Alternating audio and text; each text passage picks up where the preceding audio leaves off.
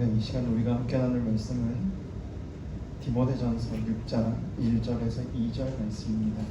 디모데전서 6장 1절에서 2절 화면에도 나오고 주보에도 나오니까 우리 한 목소리로 함께 읽으면 좋겠습니다. 함께 읽겠습니다.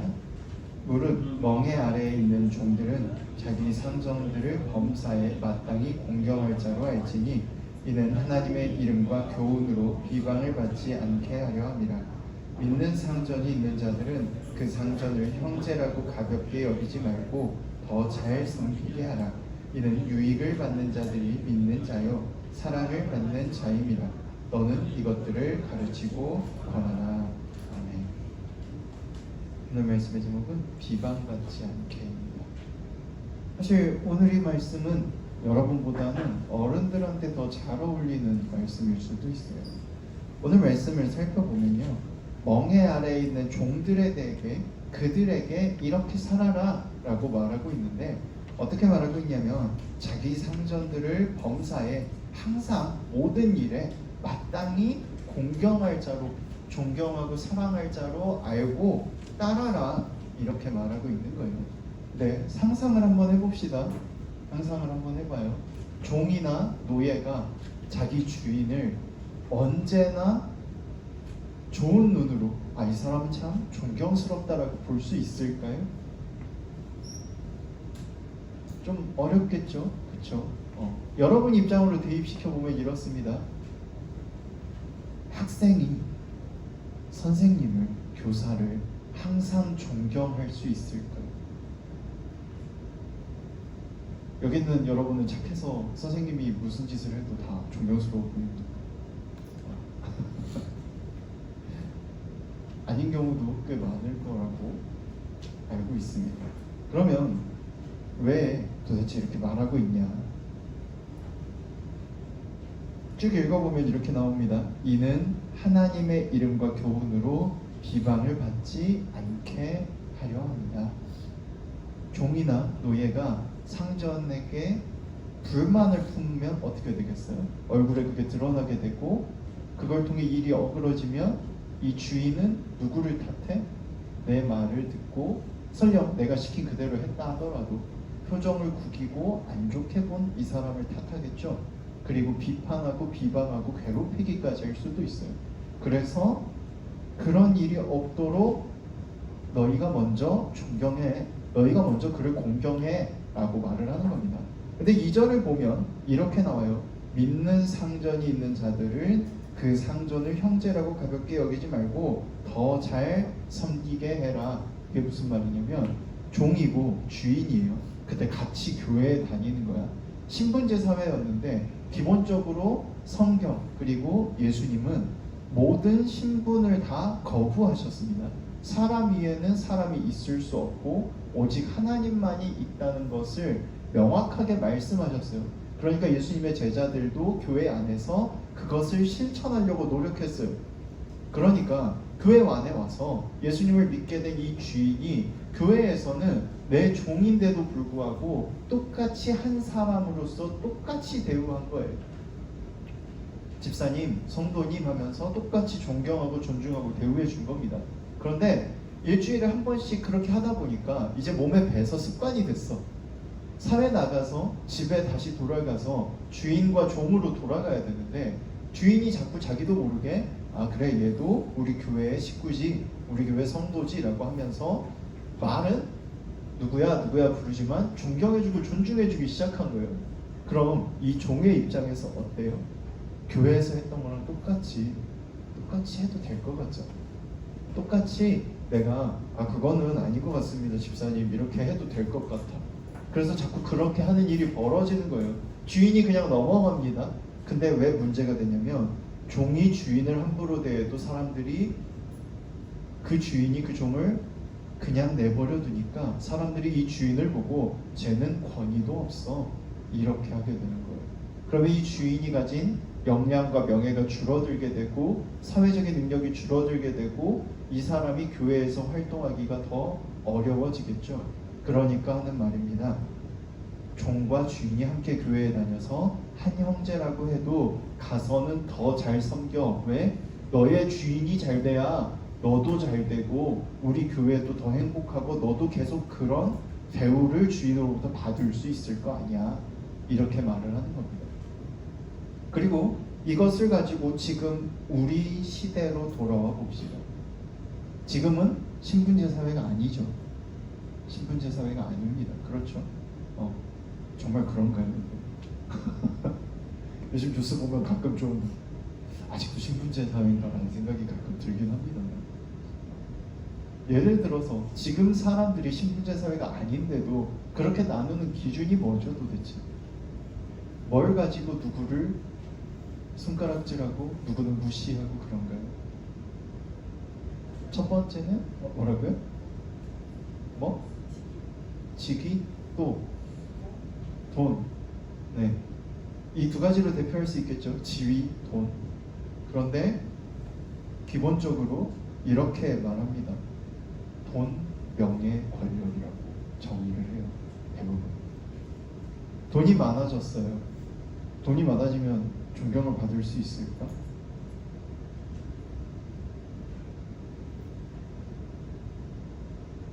터미널에서 열심히 국어를 하고 다니던 분한테 불쌍해서 로또 한 장을 줬어요.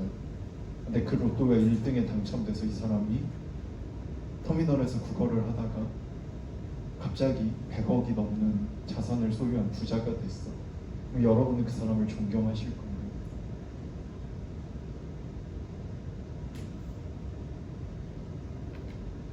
열심히 일해서 돈을 벌었습니다. 직업도 꽤 괜찮아요. 꽤 괜찮아요. 대충 예를 들어서 이렇게 생각해 봅시다. 어떤 자기만 가지고 있는 기술이 있어가지고 그 기술을 통해서 열심히 돈을 벌었어요. 근데 자기만 가진 기술이니까 명예도 같이 얻었겠죠. 그 사람이 정말 뛰어나졌어요. 근데 그 사람이 말한다고 해서 그 사람이 하고 있는 분야 외에 다른 분야 사람들이 그 사람의 말에 집중해 줄까요? 아니겠죠. 정부의 요직을 갖게 됐어요. 국회의원이 됐든지 대통령이 됐습니다. 그 사람이 하는 말은 모두가 다 듣겠죠. 아직도 여전히 사람 위에 사람이 있는 사회를 살고 있어요. 기준이 단지 바뀌었을 뿐입니다. 돈과 명예와 권력이라는 기준으로 바뀌었을 뿐이에요. 그런데 그 속에서도 똑같이 적용됩니다. 사람들은 내가 가지지 못했기 때문에 화내고 비방하고 불만을 품어요. 누군가가 나와 함께하면서 내가 섬겨야 되는 위치에 있을 때, 내가 일해야 되는 위치에 있을 때, 지시를 내렸을 때 오늘 성경 말씀에 나온 이 종들이 하는 것처럼 하기 싫다, 귀찮네, 피곤해, 왜 내가 그것까지 해야 돼? 내일은 이건데? 이렇게 생각을 합니다. 실제로 그런 사람들이 점점 늘어나고 사회의 문제가 되어가고 있죠. 왜 그게 사회 문제가 될까? 왜 그게 사회 문제가 될까?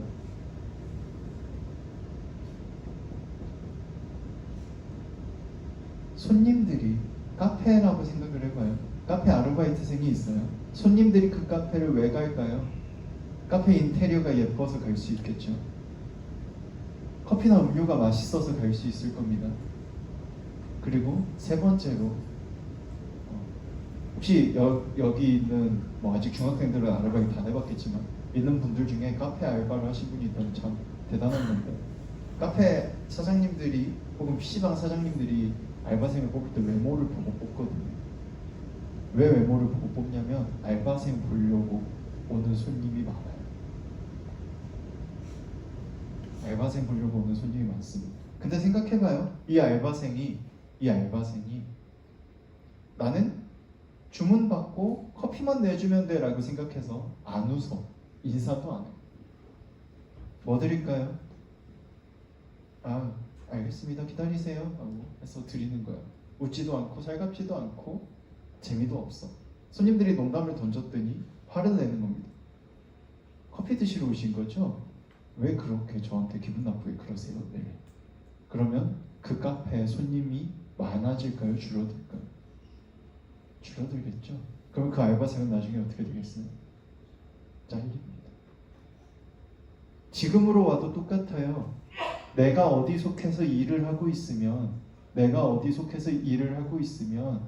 마음에 좀 안 들어도 가끔 좀 부당한 대우를 받아도 거기에 최선을 다하고 내가 하는 역할에 최선을 다하고 그것을 섬겨주고 그래 이 사람 나름대로 대단함이 있으니까 이 사람 나름대로 멋있는 점이 있으니까 라고 생각하고 열심히 하지 않으면 내가 속한 이 공동체 자체가 없어져 버리는 거예요. 그럼 끝까지 참아라? 그건 아니죠. 진짜 범죄를 저지를 수도 있잖아 그 사람이.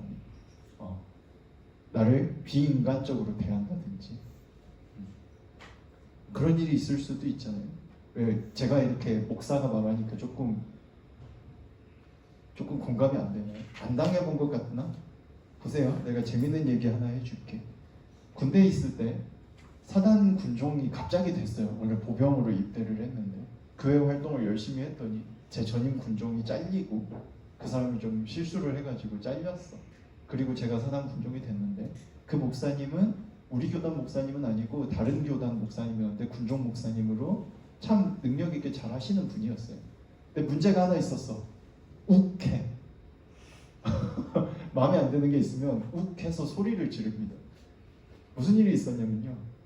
뮤지컬 팀이 군 위문 공연을 왔어요. 그러면 세팅을 해야 되잖아요. 멋있게 하고 싶어서 조명도 다 가져왔어. 근데 그 목사님은 되게 오래전 신앙을 가지고 계셔서 교회 안에 모든 건 성물이기 때문에 하나님께 드려진 물건이기 때문에 콘센트 하나도 기도해보고 꽂고 뽑아야 되고 의자로 움직이는 것도 기도해보고 해야 되는 사람이었어요. 그래서 뮤지컬 팀이 조명을 설치해도 될까요? 라고 해서 잠깐만 기다리세요. 제가 목사님께 여쭤보고 올게요 했는데 목사님을 찾으러 간 동안에 그분들이 코드를 꽂아버린 거예요. 제가 딱 왔습니다. 목사님이 이미 제가 목사님을 찾으러 가는 길에 길이 엇갈려가지고 목사님 거기 도착해 있었어요. 목사님이 딱 저를 보고 뭐라고 했냐면 미안해요. 안 좋게 말해서 이렇게 말했습니다. 네가 군종병이야 이 새끼야? 사탄의 새끼야 꺼져라요. 예배 20분 남았고 뮤지컬 팀 와서 준비하고 있고 거기 뮤지컬 팀 다 와 있고 예배 일찍 온 병사들 거기 몇 명 앉아 있었어요. 거기서 소리를 질렀습니다. 여러분이라면 어떻게 할래요? 여러분이 만약에 제 입장이었어요. 꺼지래잖아. 목사님 계급도 알려줄까요? 대위였어요. 대위가 그때 일병이었거든요. 일병한테 꺼지라고 소리를 질렀어요. 욕을 하고. 여기서 그냥 올라가도 아무 문제 안 돼요. 왜? 명령이 있잖아. 오히려 거기 있으면 명령 불복종으로 영창에 갈 수 있어요. 군종 목사도 군인이니까 군법의 적용을 똑같이 받거든요. 저는 어떻게 할게요? 예, 죄송합니다 하고 아무 일 없다는 듯이 예배 준비했습니다. 왜? 제가 아까 설명했죠. 이분이 왜 그렇게 했는지. 이분의 입장에서는 기도해보지 않고 코드를 꽂은 건 하나님 앞에 범죄한 거예요. 그 목사님 입장에서는 절대 일어나면 안 되는 일이 일어난 거야 지금. 나한테 소리 지를만 했어. 욱한 거는 그분의 인격이 약간 부족한 부분이 있었지만 그래도 그분 입장에서는 정말 큰일이 벌어진 거잖아요. 나한테 소리 지를만 했어. 감정적으로 가라고 할 만 했잖아. 근데 그게 진심이겠어? 아니겠어? 아니겠죠. 그래서 내 할 일을 그냥 했습니다. 다음날 갑자기 데리고 나가시더니 맛있는 거 사주셨어요. 미안하다고 그러시더라고요. 제 전임자도 똑같은 일로 잘렸거든요. 그 전임자는 그 소리를 듣고 진짜 부대로 가버려서 잘렸어요. 우리 안에 그런 일들이 벌어져요. 사람들이 진짜 나쁜 의도를 갖고 일부러 그러는 사람도 있겠지만 그러지 않는다면 사실은 우리가 먼저 아랫사람이라 할지라도 우리가 먼저 그 사람 마음을 헤아리기만 하면 그 사람도 내 마음을 알아줘요. 그 사람이 일부러 그런 게 아니거든요. 그냥 순간 자기도 모르게 자기 지위와 책임을 자신이 견디지 못해서 자기가 너무 화나고 억울하고 무서워서 그렇게 한 거거든요. 어른이라고 완벽하지 않아요. 지위가 높다고 완벽하지 않아요. 누구나 다 실수합니다. 누구나 다 부족함이 있어요. 물론 그 부족함을 인정하지 않고 일부러 남을 괴롭히고 남에게 전가시키는 사람은 나쁜 사람이겠지만 그런 사람이 아닐 때는 우리가 먼저 그 사람 마음을 헤아려 준다면 우리가 먼저 더 열심을 다해 그 사람의 일을 돕는다면 그 사람도 반드시 우리를 도와줄 거예요. 오늘 성경이 말하는 바는 그겁니다. 그리고 오늘 말씀 속에서 에이 목사님 이건 종들한테 노예들한테 하는 얘기잖아요 하고 생각할 수 있는데요. 우리가 알고 있는 노예, 사람의 재산처럼 취급되고 물건처럼 거래되던 노예는요 16세기, 17세기 제국주의 시대 때부터 생긴 거고요. 그 전에 있던 노예는 빚을 져서 그 빚을 갚을 때까지 돈을 받으며 일하는 노예입니다. 물건이 아니었어요. 물론 권력자들을 화나면 죽일 수 있었어. 로마 식민지 사회니까 로마의 시민이 화가 나서 장군이 다른 민족의 출신인 노예를 죽일 수도 있었지.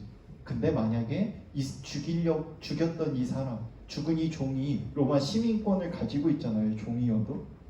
그러면 그 장교도 군법에 붙여집니다. 로마 법에 따라 재판을 받아요. 우리가 생각하는 노예가 아니고 멍에 내가 빚을 져서 무거운 짐을 지고 노예 생활을 하고 있는 것뿐이에요. 그러니 당연히 법적으로 어느 정도 보호를 받고 있었어요. 오히려 우리가 상상하는 노예보다는 지금 이 시대의 아르바이트생들하고 더 비슷한 상황인 거예요. 그런데 그런 사람들한테 말하는 겁니다. 너 스스로를 위해서라도 너의 주인을 더 잘 섬겨. 네가 먼저 그 사람 마음에 헤아려줘. 누군가를 사랑하는 비밀은 사실 여기 있어요. 나를 위해서, 내가 미움받지 않기 위해서 누군가를 먼저 사랑하는 거예요. 내가 사랑받기 위해서 내가 먼저 남을 존중하고 사랑하자는 거예요. 기억했으면 좋겠어요. 그래서 저도 그렇게 하고 싶어요. 여러분 안에 혹시 불만이나 이랬으면 좋겠어요 하는 것들이 있으면 불안해하지 마시고 말씀해 주세요. 선생님들이 여러분하고 공과 시간에 들은 얘기들 회의할 때 많이 얘기해 주시거든요.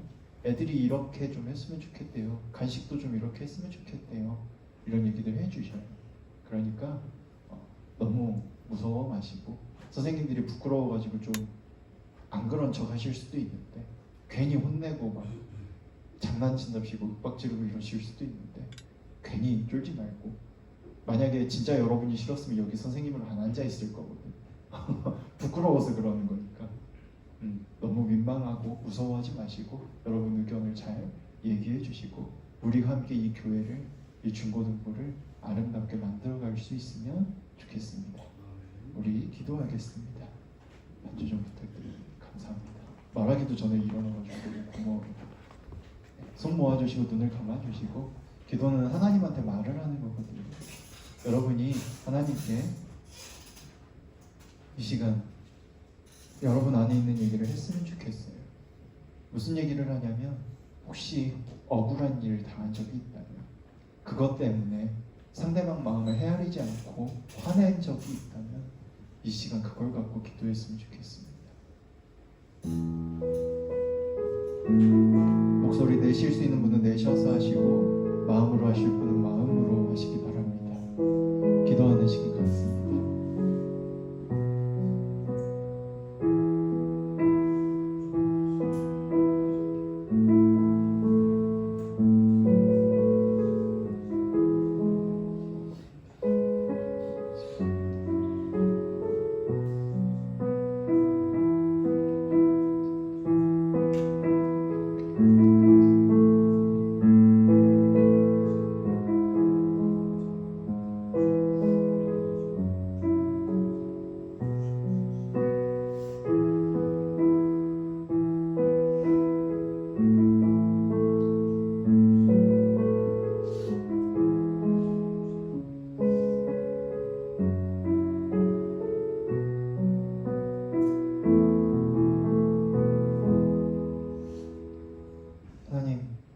우리의 억울함을 알고 계심을 믿습니다. 때때로는 부모님 때문에, 때로는 선생님이나 다른 어른들 때문에, 또 때로는 친구들, 때로는 나 스스로의 행동 때문에 억울하고 아파, 화가 나기도 합니다. 그러나 주님 도와주셔서 이 억울함을 헤아려 주시고 또한 상대방의 마음을 헤아릴 수 있는 지혜를 주셔서 억울한 일을 잘 이겨내게 하시고 그 억울함으로 인해서 누군가를 더 억울하거나 아프게 하지 않을 수 있도록 주님 미움받지 않을 수 있도록 도와주세요. 우리 마음에 사랑을 허락해 주세요. 언제나 함께 하심을 믿으며 예수님 이름으로 기도합니다.